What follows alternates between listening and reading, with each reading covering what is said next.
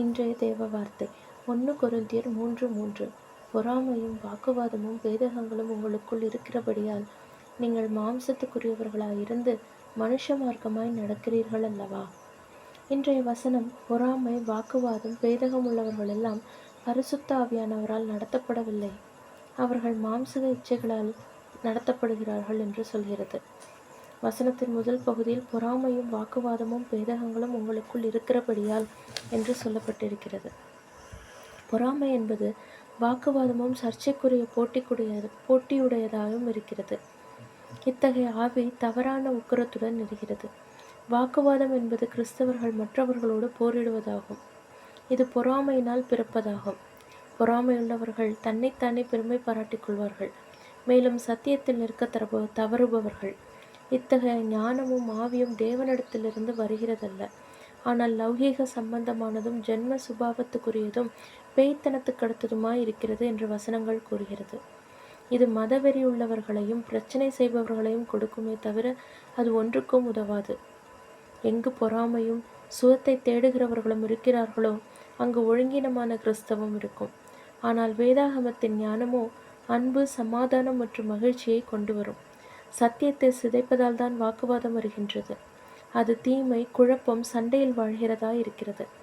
இது மோதல்களுக்கும் உடைந்த உறவுகளுக்கும் காரணமாய் இருக்கிறது. பொறாமை, வாக்குவாதத்தோடு வாழ்பவர்கள் மாம்ச இச்சையின்படி வாழ்பவர்கள். அவர்கள் கிறிஸ்துவுடன் சிலுவையில் அறையப்படாதவர்கள், மேலும் அவர்களுடைய பழைய வாழ்க்கையின்படி வாழ்பவர்கள். கிறிஸ்துவுக்குள் புது சிருஷ்டியாக மாறாதவர்கள்.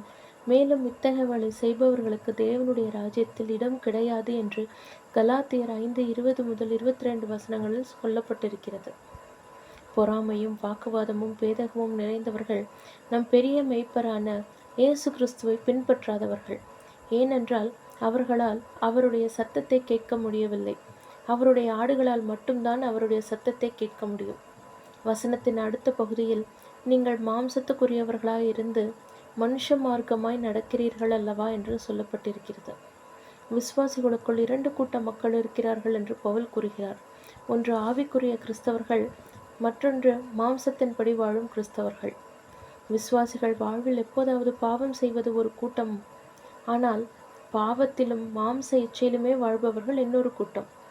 இது விசுவாசிகள் பாவத்தின் ஆதிக்கத்தில் வாழ்கிறார்கள் என்பதை காண்பிக்கின்றது.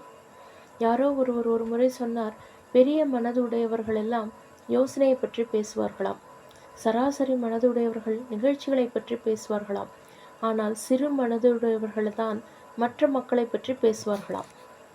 பொறாமையும் வாக்குவாதமும் பேதகமும் விசுவாசிகள் வாழ்க்கையில் காணப்பட வேண்டிய ஆவிக்குரிய வளர்ச்சிக்கு எதிராக நிற்கிறது.